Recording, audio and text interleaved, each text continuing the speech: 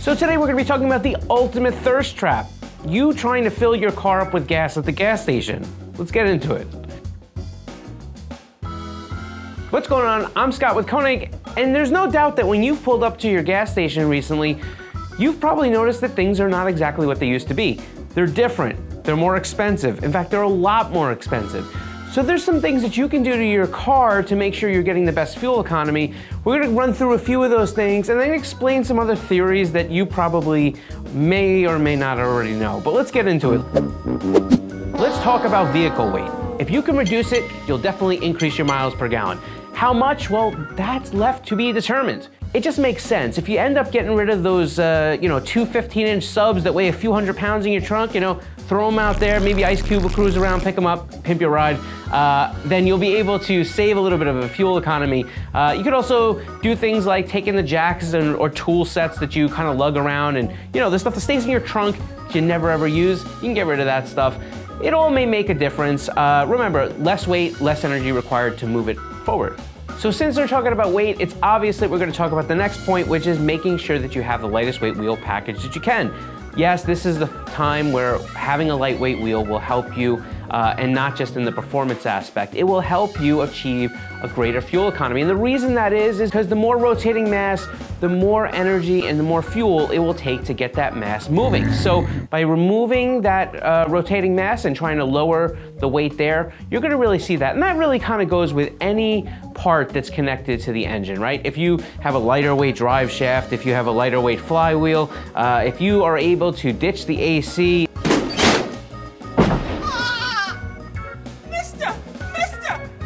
removing that parasitic lag even on your engine will require less energy to have to move the car forward. So all these things, maybe not one thing is gonna make this huge difference, but if you do enough of them, and especially on cars when we're talking about tuning cars, you may see, some sort of sufficient gain.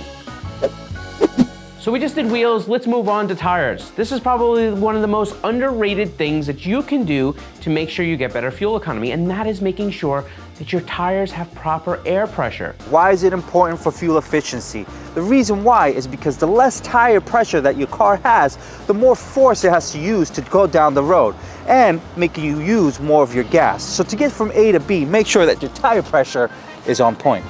So let's get into one of the most impactful things that you can do to improve your fuel economy. This sounds like it should be simple, and it is, but we still don't do it, and that is our driving style.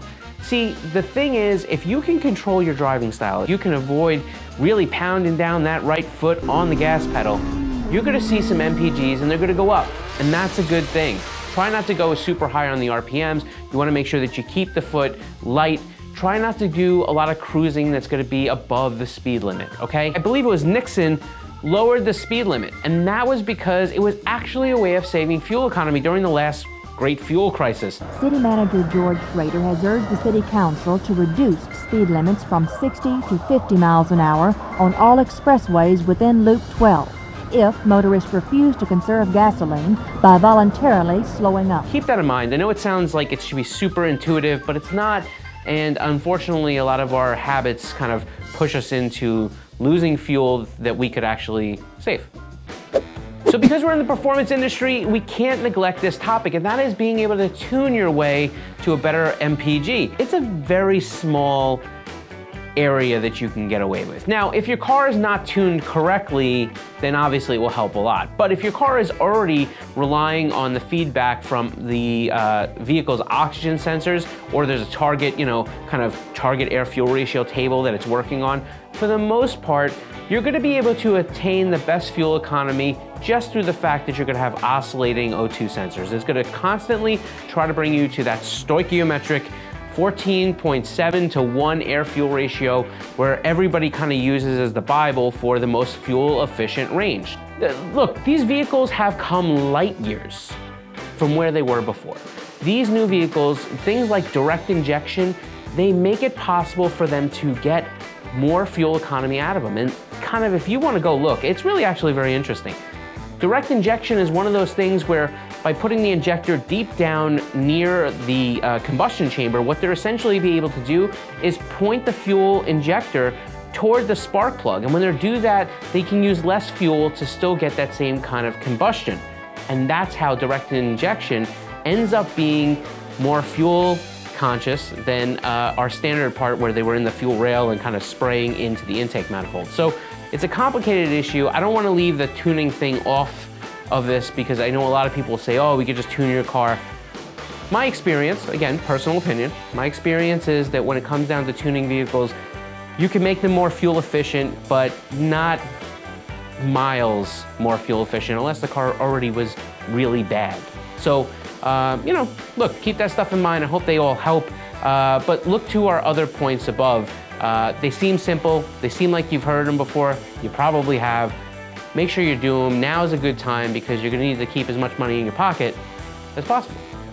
So anyhow, thanks for hanging out with us here. We're not trying to give you anything crazy, but these are things and these are times that you may need to have some advice or at least some reminders. So that's what these are. They're reminders. We're not teaching you anything. You've heard them before. Anyhow, take care of yourself and we will catch you in the next one.